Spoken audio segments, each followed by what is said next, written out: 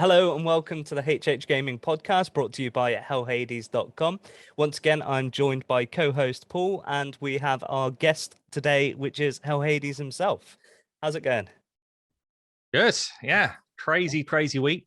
It has been with busy. everything going on with Doom Tower and everything else. But yeah, it's I'm doing well. I'm still alive. I had a stag do and I'm still alive. So yeah, I was gonna say you were away for the weekend, partying it up, and you came back in one piece. So I think all the community are happy to see you back. Maybe. I find the older you get, it's kind of like, I'm sure I used to be able to do these weekends all the time, and now I'm 30 now, and it's like I used to be able to go out every weekend. It's not a problem. And now it's like I just can't do it. It's just my body is just destroyed. It's like 2 days. The hangover used to be 1 day, and now it's like 2 days. Now then it becomes 3 days. And just like it's not. I actively choose not to drink now because of how bad I feel the next day. Saying that though, the last time that I went out, I actually woke up the next morning and I felt completely fine. So I don't know, maybe it was just a hiccup, or maybe I just didn't try hard enough. Sounds like it was actually it's quite annoying. One of my old colleagues, he had this innate ability that he never got a hangover. Didn't matter how much he drank, he would always be like life the party, whatever.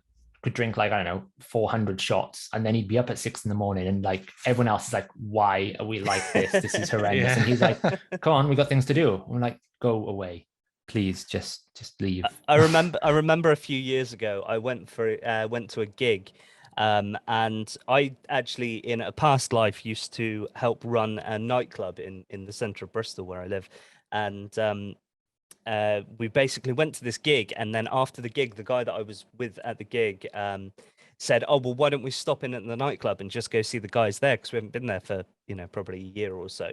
And we ended up going there, and they'd had a theatre night on, and they were just letting out as we arrived, and the manager kind of invited us up into his office, and when we got up there, he opened a bottle of whiskey.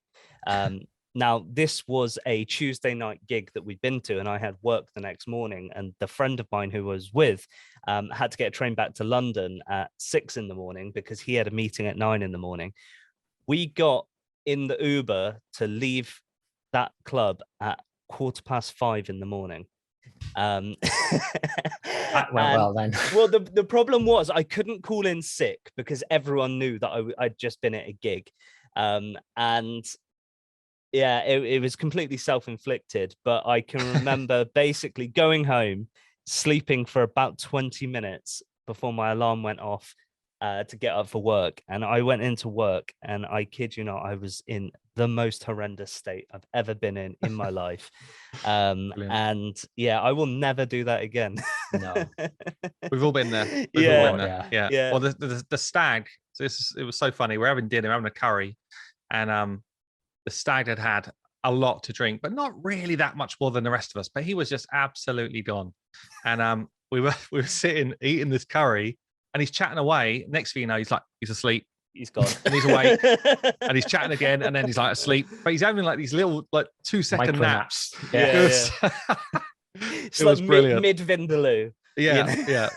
It's like he had narcolepsy, is it, or something? Yeah. Just randomly falling asleep. That's brilliant. You should. I hope you videoed it for the I think we have got videos actually. Yeah, I think that's great. Amazing. Yeah. You remind that on the wedding day when you do the best man speech or the bride of the speech, whatever. It's just like, so remember that time we went on the stag do? So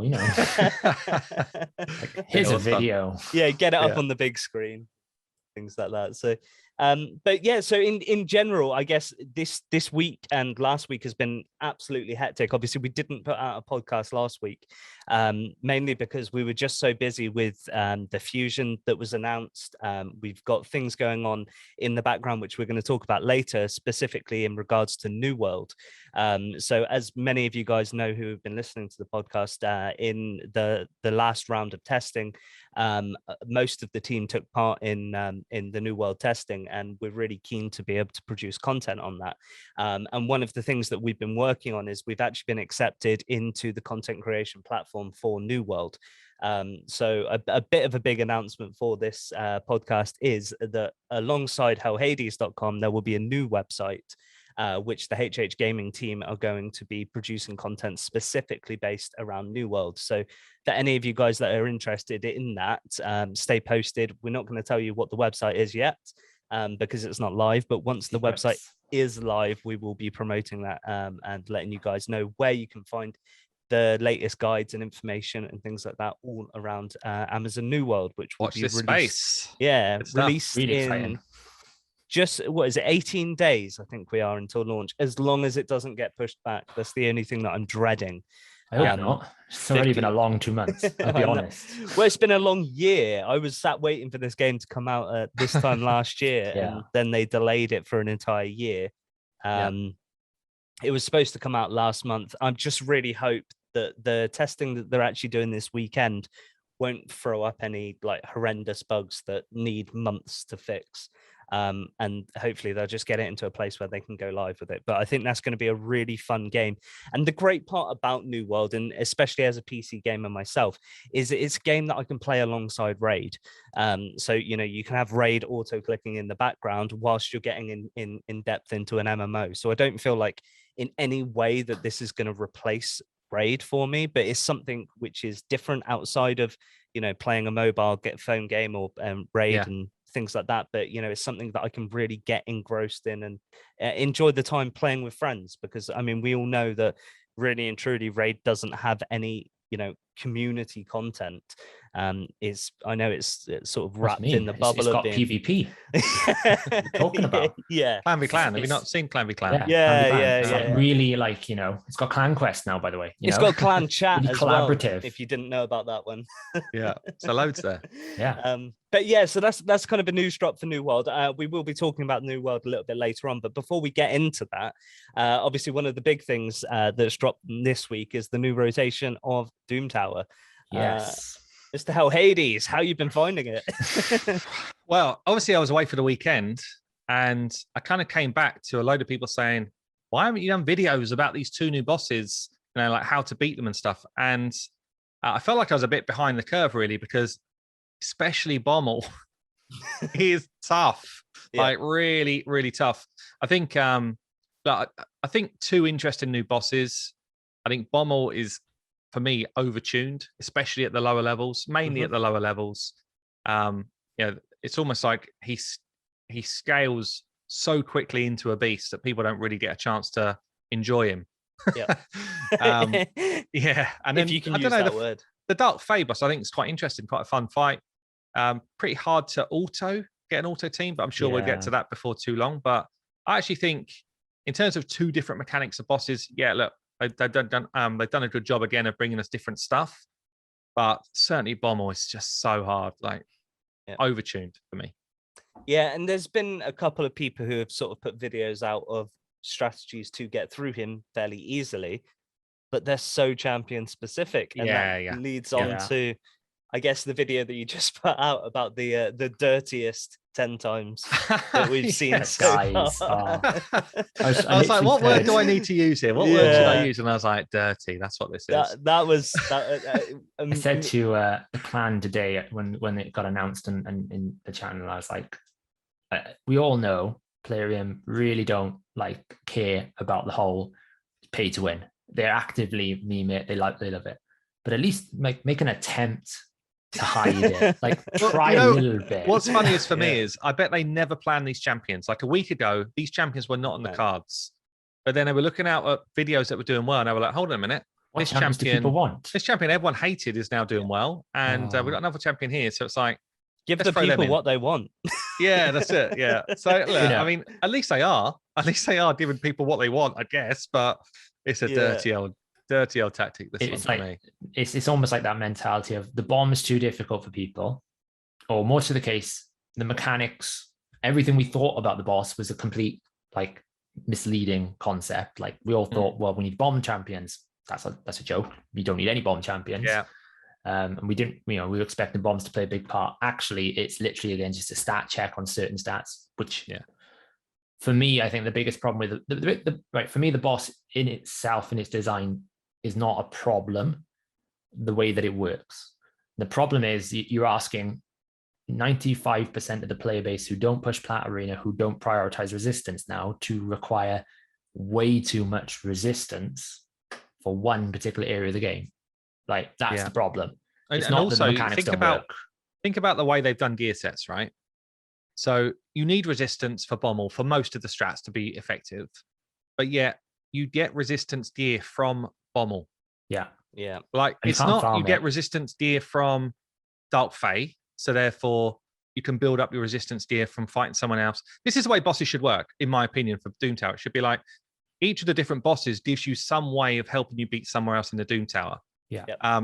You shouldn't get gear from the boss itself to beat the boss, because you can already beat it if you get in the gear. It's like it's totally backwards. Or at least don't make the first boss where you get the reward require the gear, if that sense. Yeah. You know, like when you're doing a typical MMO or anything like that, when you go to a dungeon, you do the lower difficulty, that gives you the rewards, which makes the next difficulty easier, right? Exactly, yeah. But what they've done is they've made the first boss so difficult for 95% of the player base that, well, they can't get the rewards. Yeah. Because if you can't even complete their daily quests, a lot of people. They can't even do like manage to do the 10, you ain't going to be doing another 15. Like, you're probably that's going to destroy your soul. Unless you've got one of the solo strats, you're just not going to do it, because you're not going to sit there for, what is it, about a 12-minute run. I think my level 50 was like a 15-minute run, and that was reasonably fast. You're not going to do that for 15 times over. That's too much time. You're never going to do that. So I fed back today. I was like, the dread bombs should not be the same at level 10 as they are at level 90. Yeah, one of the things 100%. That they could just scale back is, as you go up through the different levels, dread bombs scale with the levels. Yeah, so instead of it exploding for 40% of your health at level 10, maybe it should be 15%, or something way more manageable. And then obviously, as you go to the harder levels, it scales up, and then you do have to bring big boy mechanics to be able to deal with it. And I like that. It should be hard when you get towards the top of Doom Tower. I mean, that makes sense, right? You just do 5-10, so like 5 frozen, 10% not frozen. Then you do 10-20, 10% frozen, 20, and then you do 20-40, which is what it is at level 1 now. Yeah, I think that would solve a lot of the issues, actually. But the other thing, which I think is just too high in terms of scale, well, two other things, actually. I think the accuracy is just a bit too high. It's a bit overtuned for me. And if they just brought that back a little bit, which means that resistance is a viable strat for most people, I think it'll actually be a really fun mechanic to play around with. Yeah, because what levels of resistance are we talking about? Because I overheard in the stream you're talking like 600 plus or something across the board, which on 90 you would have to be at like 900 resistance to effectively be a resistance team. Yeah, obviously there's decreased accuracy champions, which makes things more viable and all that type of stuff. But that's basically where you're playing. That's the space we're playing in, which is just it's unmanageable. And when you actually compare side by side, when you think like Iragoth and Grithian, which is the last rotation, we're talking like 350 accuracy, 400. Yeah. Why is this boss almost double the amount? The 120, the highest level of like Iragoth 120 rotation 2, which is meant to be the hardest boss in that rotation, has the same level of accuracy as the easiest boss in rotation 3 hard. Yeah. The other thing which just feels like it's a little bit out is what was I going to say? It was literally just in my head. Floated away. Hold on. The bomb went off. Yeah, no, what was I going to say? I'll fill the time. The other thing for me that's really annoying is the attack and defense values. Because they're identical, and because the dread bombs will mirror the attack and defense of the main boss, because it's a summonable, it mirrors the stats. It means champions like Achak, which are more accessible in terms of an AoE freeze, they don't work. Because it doesn't work. Yeah, I tried it actually in my testing. You make it worse because if the HP burn goes off, on the boss or the HP or the bombs, they tick 20% faster. So you're basically making the dread bomb 60% faster, which means it's almost like the way I look at it, you've got like a pot of HP and the bombs are going to take a chunk of that. Well, you want to try and refill that up as much as you can. Well, if you're losing 60% faster, then it's just going to become an unsustainable level. So you don't really want HP burn. I've seen people use ninja strategies and I'm sitting there thinking it's a terrible idea, because he's not going to freeze the bombs because he'll target the boss, which we know that's what he does in Spider. He's going to activate the thing, which means that you're actually speeding it up beyond 60% because effectively you're forcing that 20% boost. And you also got decreased defense A1, which means you're going to get an extra bomb. It's just like... Yeah, and the other thing I was going to say, which I've remembered, is that bombs aren't good. Yeah.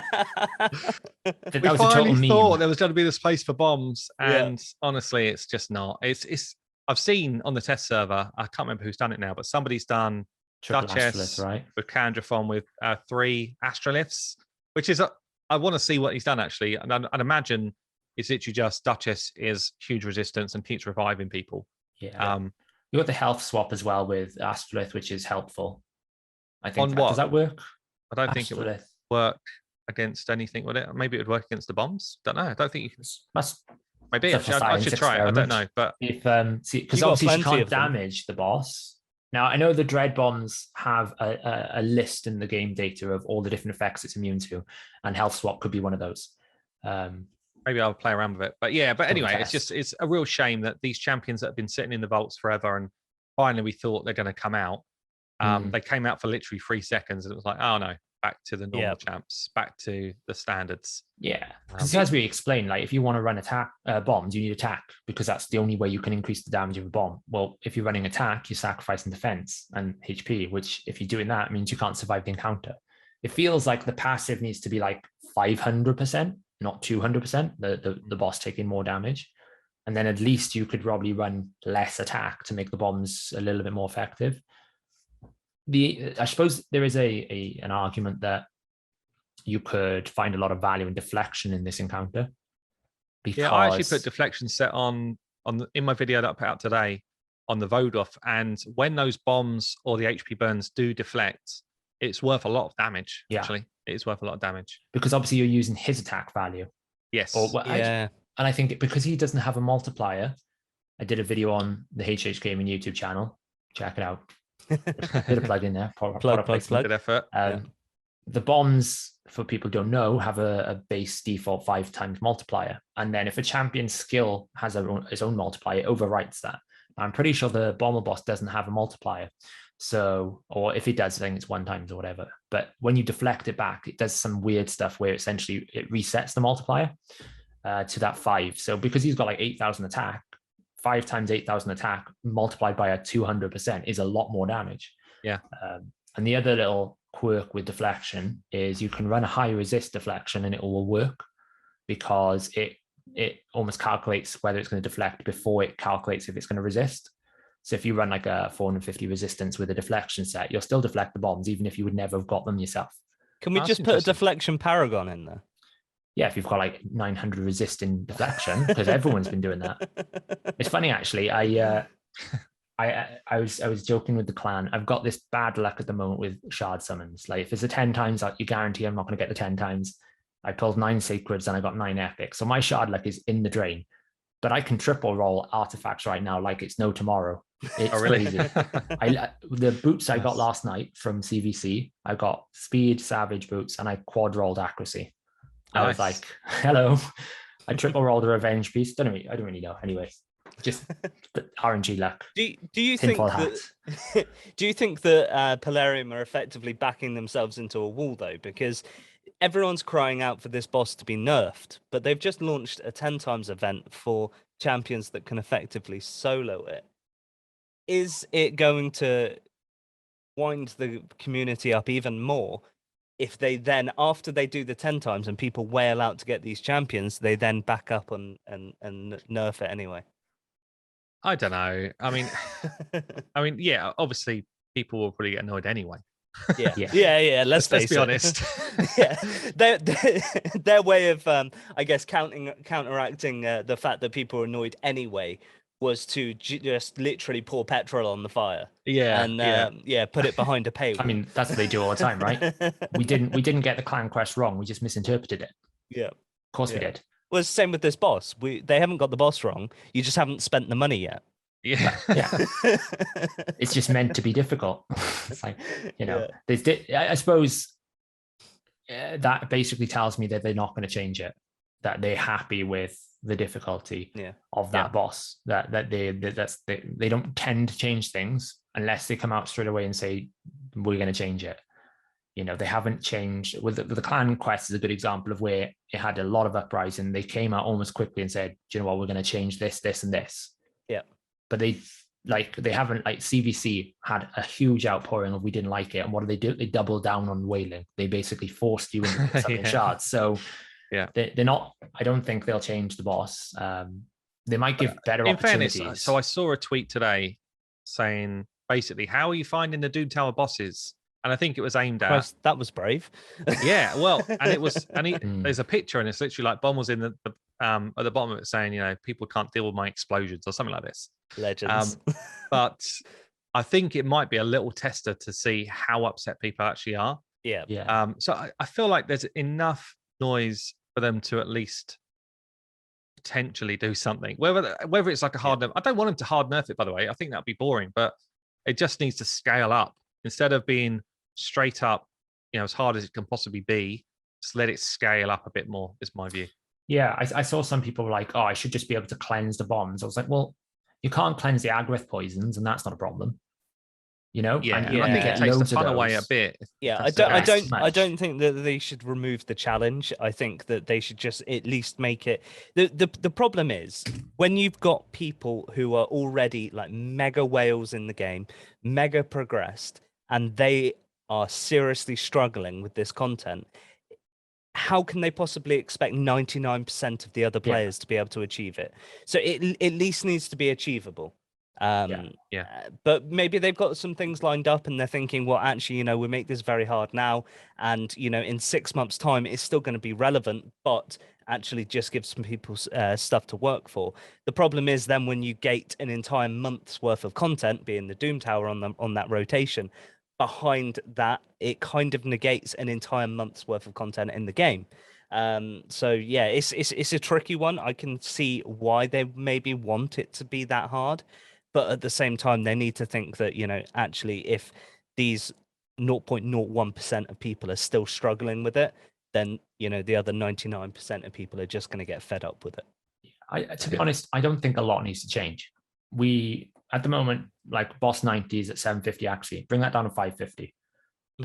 I think boss 50 is 550. Bring it down to like 450, 350. 400 or maybe. Then the first one, just maybe bring that down to 300. I don't mind that it has a higher accuracy, because obviously, if not, I could just run like Paragon in like 400-500 resistance and just cheese it. I don't want to do that. But just bring it down so that I don't have to have a team that is like scrambling. Like my team at the moment has got a decreased accuracy debuff. Cantor's in there just for the passive decreased accuracy. I've already got 450 resistance. Like I'm scrambling to try and pull together enough like penalties to his accuracy just to try and avoid the bombs, because if the bombs go off, then you have to approach it completely different, because you get stunned, you can't cleanse them, there are lots of damage, there's no way to reduce the bomb damage, strengthen doesn't work. So I think that's the first step to do it, and probably just maybe make him a bit slower, maybe bring his attack down a little bit so that the bombs don't do as much damage.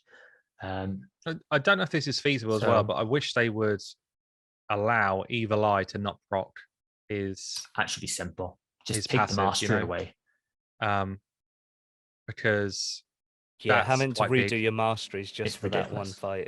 Take my free to play. Every single champion on my free to play, maybe it's just me being dumb and on there, but every single one that I'm using has got Evil Eye because it's so useful everywhere else. Yeah. I mean, it's huge early game because it's things like in arena. If you're like, when you're early game arena, a lot of teams you're facing aren't speed turns, so you can likely cut in. If you can cut in and one of your second champion is able to do an A1, that's going to help you loads. When you're in Dragon, sometimes an enemy's just about to take a turn. That Evil Eye could be the difference between you getting a success or not a success. To me, I don't think it's that difficult to code in that the boss's turn meter drop can ignore masteries. It's not, you can target like one, like they've already got abilities where, for example, Fearsome Presence works with freeze, whereas Sniper doesn't. Well, if that logic is there, there's no reason why that can't be translated really to a boss to go, doesn't work with Evil Eye specifically, or exclude that particular mastery, so that we don't have to worry about that. Now, obviously, the problem is some bosses you want to, like you'd want Evil Eye on, say, Dark Fae or Fire Knight. But then I suppose if a boss has a mechanic that damages you based on turn meter drop, you just disable the Evil Eye mastery. Yeah, imagine if you could just disable it for Griffin's another one, really. Griffin and Bommel. It frustrates me that Griffin if I bring any form of turn meter, we'll get a stun guaranteed, because I take a turn, and I drop turn meter, I'm instantly going to get stunned, which is like people like Scylla the Drakes. Like, I haven't got her in there necessarily for her very one turn meter drop. I've got it for the decreased speed and the healing now, and probably the wave clearing for the waves. Now, I can't disable that turn meter drop in any form, so I have to accept that I'm going to get stunned. To me, it's like there's ways that they can do it. Like, obviously, if you're at 0 turn meter, then you can't drop anymore. You shouldn't get stunned straight off the bat. It's just silly to me. But I like you said, I don't think it's that difficult to do if they've already got exclusions in masteries for different debuff effects. The boss skill could just basically go, does not consider Evil Eye mastery. And what do you think as well about Dark Fae? I almost approach her, and I think other people will, a bit like Fire Knight, in that kind of, you want to get the shield down, and then once the shield down, you just make sure he doesn't take a turn, right? So it's the same concept. You've got mirrors. Once you kill the mirrors, the frustration that I have with it is the AI for certain champions is really awkward. So right now I'm in a bit of a locked state because I've got a really fast Fire Knight team. So my Allure is locked into there, and she's my fastest champion. I can't really get Sylar faster with a stun set. It's like 273 speed I have to beat. Allure doesn't target a mirror Allure. She'll go pick a random champion, even though it's a single target, and then random hit, which means that on auto, it's almost impossible to ensure that you go first unless you bring. Very few champions in this game will drop turn meter and be useful in that encounter. You're talking probably Lysandra, Deacon, Sylar, and then probably that's it, right? So you either bring in a conditional stun that's fast, like Astralon, or you bring in a drop turn meter, because if you don't, then your fastest enemy is going to get going. And again, talking of masteries, I was having a really weird situation where I was like, why is the enemy Sylar going before my Sylar, even though we haven't dropped turn meter? Right. And it was because I'd put Cycle of Violence on my Sylar. So of course my Allure would go, and it would trigger the mirror copy's Cycle of Violence, which was given in turn meter because it's a 50% chance. So I had to basically use another 150 gems because I couldn't speed up my Sylar to beyond 275 to remove that mastery. So again, it's kind of like, I think Dark Fate is farmable. I think once we get to 120 and we figure out the speed tune, a bit like Dragon's Beard has done with Bommel, and you can basically make sure that you can nuke wave 1 and wave 2 and have all your main, you only need one ability, which is like Sylar's A3. Yeah. As long as Sylar's A3 is available when you start and she's your fastest, the mirrors are so squishy, they're your team. What you shouldn't do is don't build a Giga tank. Definitely. I've seen people throw Brogni in, and it's like, I can't kill the Brogni. It's like, well, don't just bring a nuker. That's what it's built for. Yeah. I've seen people bring their like 500 resistance, like Immortal Duchess, and it's like, I can't kill my mirror copy. I'm like, I know, because it's Duchess. She's unkillable. Would you want to go against that in arena? Is your question? Yeah. So the strategy is I think it's quite accessible. You bring nukers, like a really strong. It doesn't need to be like Ethos Trunda level. My Allore's got like 4,000 attack, and she can pretty much nearly kill everyone, which is a problem when the mirror goes and kills my team.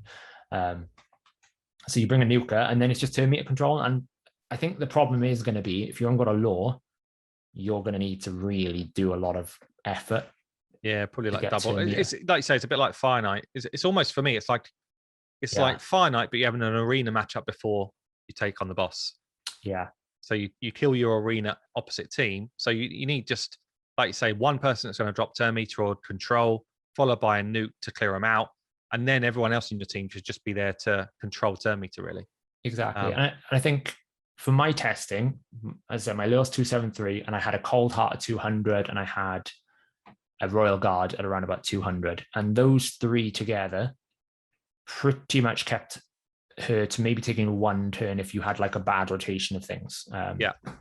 So it basically meant that, it's pretty accessible. You could easily sub a lower speed down and bring in another turn meter drop, or you could bring someone over Cold Heart, like another Allure. I think two Allures together, you should be able to get 120 on a reasonably, good farm. And the good thing is it doesn't take long. It's not like Bommel where you essentially have to kill your damage to get there. you can run max HP nukers like Septimus and that squishy champions because she's not designed to take a turn, right? So even if you manual wave 2, and then once you've killed your mirror copies and you've got your skills back, you can just put an auto till the boss dies. So there is a mediocre auto farm until we get the tune right. Yeah. But one point I do want to make, and I don't know if you've noticed this when you've been doing testing, why are they putting the most atrocious enemies to fight on waves? Like, why is there day Don't walkers? get me started on enemies in waves. Because it's supposed to be hard. It's not hard, it's irritating. So for example, if I'm trying to speed tune Faye, floor 40 are daywalkers in. So every time I kill them, I can't just find a strategy that nukes moves nukes. I've got to think of nukes, I have to kill it again. In Bommel 50, they've got Scartosises. So it's literally like, I'm just about to kill everyone. Oh, Scartosis's fear or control didn't go off. He's fully healed everyone. Oh my God. It's like, I think they've got Skull Lords as well somewhere. It might be normal 50. But yeah, it's... I don't actually like Skull Lords in general because there's no counter to his passive at all. You're basically just making it like the only way you can counter is if you have Say or El Naro. Right? Because if you damage it, it stacks up so quickly and like it's just but I don't mind that they put difficult, like they put the waves to be difficult. But can we avoid the annoying the champs, the ones that are just not difficult but irritating? Please. I hear you. On my free to play, I set it up on Faction Wars. Most of my factions are farm stage 6, unless I've passed on, then maybe I'm on like 13. Yeah. And a lot of stage 6s. I've got Paragon in the final wave, and I'm like, I look down, I'm like, have I not done this yet? Looking on my iPad. Just plowing away on one Paragon. It's like, oh, there he is again. Yeah. What is he doing in another bloody faction? I appreciate people's opinion that, waves, it's meant to, it's the champions that are annoying, like your Torments, your Sifis, it makes it harder. But to me, it doesn't necessarily make it harder. It makes it slower, and it makes it more frustrating, and it makes it difficult. It's not difficult. The amount of times I've fed this back as well in content creator chat. It's almost like once every 2 weeks. By the way, I don't know if you heard me the last time, but another one. Did you read it? Oh. Yeah. Like Elegaeus, honestly, can we not have Elegaeus in boss floors? Because it's bad enough I got to get to the boss. The last thing I need to be doing is spending forever trying to kill the Elegaeus because it won't die the first time and I got to kill it again. Anyway, that's my rant out for this podcast. Honestly. Good effort. I think you're voicing for most of the community at the moment, though. So I think it's pretty justified, and I'm sure that people pretend or make out that Polarium don't know what they're doing, and let's face it, they do. Everything that they're putting out has been thought through, and we can pretend to say that wow. They put out this 10 times. When it makes money, it's been thought through. Well, when it's a game system, we don't know what we're doing sometimes. They've been at the top for quite a while, and there's a reason for it. They are a clever team, although it appears from the outside that maybe they're clueless and they're not listening to people who actually play the game, which I'm sure is still the case, but that's probably because they have got their own internal plan for how things should be playing out, and at the same time, they have money targets, is what you're saying. So yeah. Well, they're a business. I'm a bit harsh with them at times, but I do think they do. I think they start from a good position of, this is what the player base wants. I think a lot of the stuff like Clan Quest, Clan XP, CVC as a concept, we were saying we want more clan collaboration. Doom Tower, we want different challenges. We want to rotate them. Yeah. The problem is that something happens on the way where they lose what the player wants and they create something that the player didn't want. And they don't want crazy stuff on. It's almost like we don't want to admit that we got it wrong. So let's just, instead of trying to fix the problem, we double down and force players to do it. 3v3. We don't like the system. A good one, okay, nobody's playing the system. Let's not fix the system. Let's make force it so that if you don't, we're going to take half the rewards from the weekly, and now you actually have to do your battles. Yeah. And like CVC is a classic example of the Clan Quest system was designed to make clan collaboration a thing. But ultimately, it was designed as a mechanism to force you to do CVC. Yeah. Because now you get clan gold and you get clan XP from CVC. That's the extra ways you can get it. The stuff that they talk about in terms of there'll be further ways to get this. It's just to make it so that you do CVC. that's what they want you to do, because they know if you get more excited and more interested in clan versus clan, you'll spend money to pull shards. And that's essentially what they do. Instead of trying to fix the underlying problem, once they've developed it, I think they just almost kind of like head in the sand and double down. And sometimes we get some positive things out of that, like we did with the clan quests. It was kind of like, if anything, I'm sitting in thinking, I kind of said to them out the bat, why didn't you just give everyone 90 quests? It's so much easier. I'm glad they did that. Great idea. But then the other things about the clan quests, and they still have not listened properly to, things like campaign silver. Like, how many end game players are running campaign that much? Most of us, if we're doing a training event, we use bros. Yeah. Well, I think as well as that, though, what you've got to bear in mind is that a lot of the people who voice their opinions within the community, and a lot of the voices that are out there screaming, actually make up a very small proportion of the actual player base. Of course. And a lot of the time as well, and I felt like this in other games, is actually sometimes the players probably don't know exactly what they are after, and screaming out for content to be easier and more achievable and things like that will actually just result in boredom. Sure. Because if everything's just handed to you on a plate, it's like, oh yeah, give us a dupe system which guarantees us the champion that we wanted. It's like, well, then why would you pull shards? Like, where's the enjoyment from collecting champions that you've been waiting for ages? At the same time with Doom Tower, if you can walk through every boss on Doom Tower, I understand it's a grind, and everyone wants to get that grind done every month. But if you can just do it without even looking at it, what's the point in picking up the game? Yeah, that's true. What's the challenge with it? So, we kind of saw that strategy, right? Because about 7 months ago, we started getting champion, like 10, 20 champions per patch. Mm-hmm. Yeah. That tells me that they saw some statistics in the data that a lot of the players that used to pull shards probably are not, because what are they pulling for? If there's no new champions for me to get, why would I pull shards, right? So you can tell that they're aware that they don't want the game to become boring and lethargic. You don't want to get to that end of the life cycle of the game and go, well, I've done everything, what do I do now? Which is good. It's just sometimes they don't really think about how something's going to come across, and it's almost like they kind of like shoot themselves in the foot. They've got all the in essence, yes, you're right, only 10% of the player base may listen to content creators and watch videos. But if those content creators are unanimously saying, why isn't it like this, why aren't you taking advantage of that? Why aren't you listening to the people who play it probably as an addiction to some extent, kind of going what are you trying to say? Yeah, to an extent, or but you know what I mean? Like, how many times have we had speak clearly, what are you saying? We have no life is what I'm saying. Tell him straight. It's like, how many times have we had the doctor people, will see you now?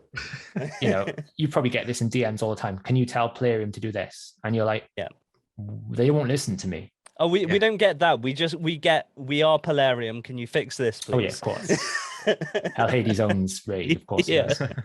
Why isn't Deadwood trying? Dead was not pulling his weight. Come on.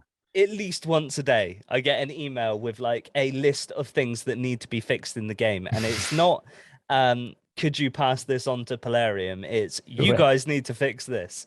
Yeah. And it's just like, come on, like guys, it was a joke.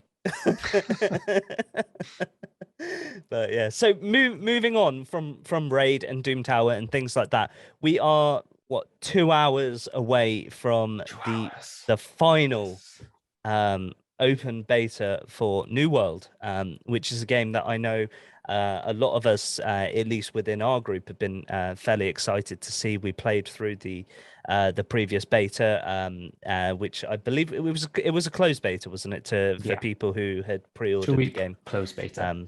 And I know Saf and Jack, who is Lockers, both had withdrawal symptoms massively when that game disappeared. I managed to fry myself my 3090, so I'm really hoping that it's not going to die within the next 48 hours. But yeah, so Simon, I guess start off with, are you going to check the game out over the next couple of days, or are you going to wait until the end of the month? It's a tricky one, actually. So I played the first beta, not as much as you guys, but I played it through to the first boss and actually really enjoyed it. It was a game that I wanted to get back on, like you guys as well. So I kind of want to, but it's also I know that I've got a busy old weekend anyway. Yeah. So you've got a busy month actually, haven't you? Yeah, So loads of stuff going on this month. Yeah. The launch of New World will be a bit of a respite for you at the end of the month. 28th. Well, it's Lady H's 40th birthday at the end of the month. What day? Is it the 28th, 29th? 30th. Oh, that's right. That's prime time grinding. Yes. Does she mind very putting inconsiderate it with back that. a few weeks? A bit of a milestone. I mean, it's a bit awkward. We'll see what I can. I'll see what I can wangle. But it's 40th. It's looking tricky, to be honest. We'll see what we could do. Well, we'll yeah. I mean, we'll just boost you up. It's fine when you are able to get on the game. But yeah, so I think it's worth telling everyone that obviously our plan is right now that we're going to be doing a 24-hour live stream. Yeah. Yes. Launch night, and we're going to have a mini competition to see which one of us fails first to stay up. Is the 24-hour live stream literally when that birthday's taking place? No. No, it's 28th. It'd be like the day before. 28th. Okay. So that's fine. That's fine.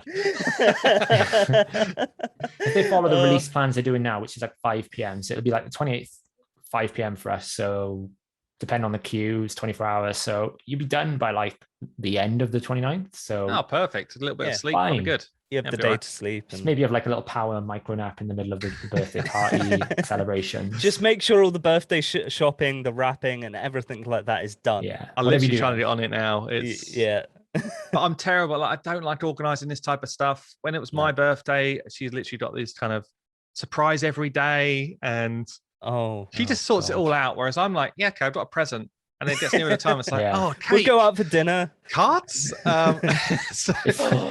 It's kind of sad, really. At Christmas you just time, reminded me. It's my son's birthday on Saturday. I need to get a card. Better do that. Yeah. I've done presents. No card. Yeah, sounds like me. Jack, if you're listening to my podcast, please don't. I actually, at Christmas time now, I literally say to people, just tell me what you want and I'll just buy it, because I just don't have the capacity to invent presents. I can't. I get so stressed out about, well, they want this. What do they want? This. Is this enough? Is it not? You just tell me what you want, and I will get it. As long as it's not a boat, it's fine. I want a boat. I know you want a boat. Well, you've got a fish tank now. There's a little boat in it. Yeah. I do have a fish tank. You're right. But the boat's coming at some point. I hear you. I'm not good with like the old planning presents and So I don't know how much I'm going to be participating, honestly, but. Yeah. I'm looking forward to the game. I will be very sad if all of the birthday shenanigans are done and I come back and you lot are all like level 40 and I'm just cracking on with my little level 1, trying to go out and cut some logs down. And you're like, yeah, well, I've built this house. Yeah. Don't worry. You can pay rent and things like that in our mega fortress. But I'm looking forward to it. Yeah, it'll be good. I think you should be fine for the 24-hour live stream, right? So that's 28th to the 29th. Yeah. So at least like 18 hours of the 24 hours, and then you see it's fine. And depending on when they launch, it's actually usually at midnight that they'll do a launch. I doubt that it will be like the betas where they've been at 5 p.m. It depends. I imagine the early morning. Well, from I guess other MMOs that I've played, it's usually around 11 p.m. the day before. Obviously, it depends where the servers are hosted, but it's usually about 11 p.m. the day before, and then you play through to 11 p.m. The next night if you're going to do the 24-hour stint, which, I have done a 24-hour live stream before. Talking from experience here, guys.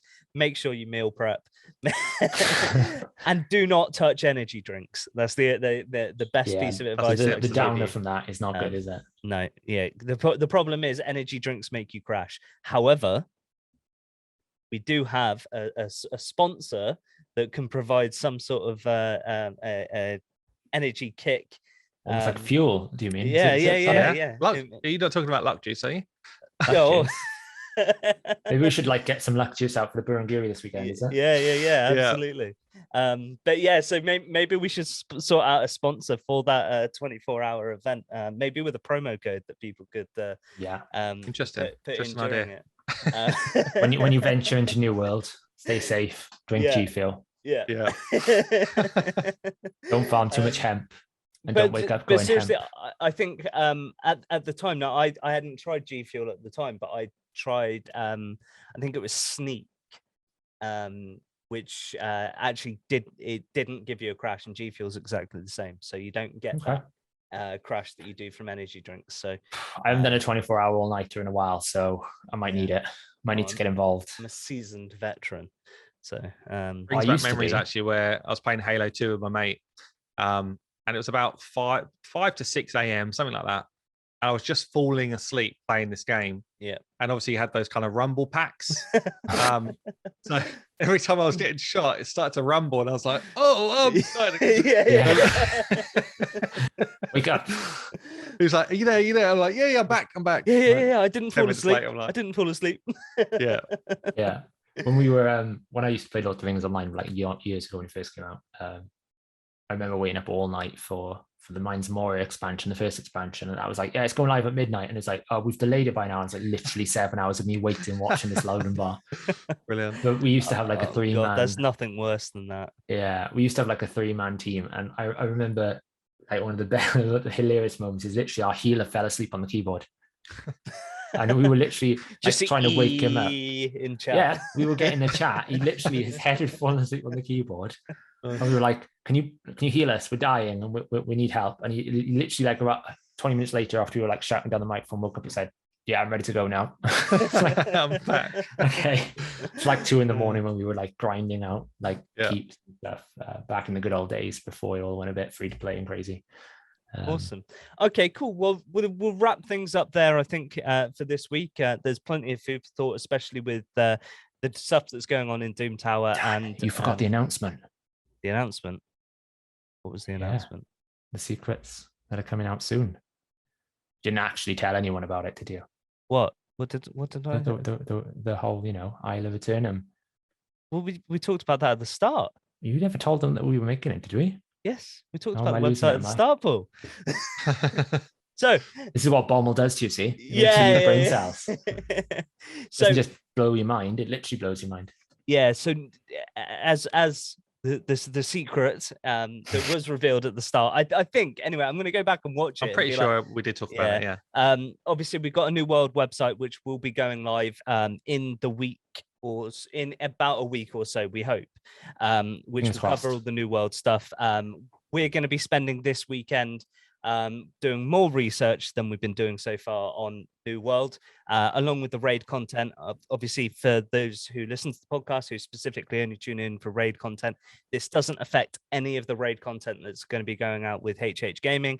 One of the best parts about the fact that we've now got an entire team behind this is that we can have specific people doing specific things, and us expanding into New World is just expanding the reach of our network. It's not replacing raid or anything like that. So, we're still going to have daily updates on the website. We're still going to be putting out as much content as we are currently on raid. It's just in addition to that, we're going to be bringing New World into the equation as well, which is awesome.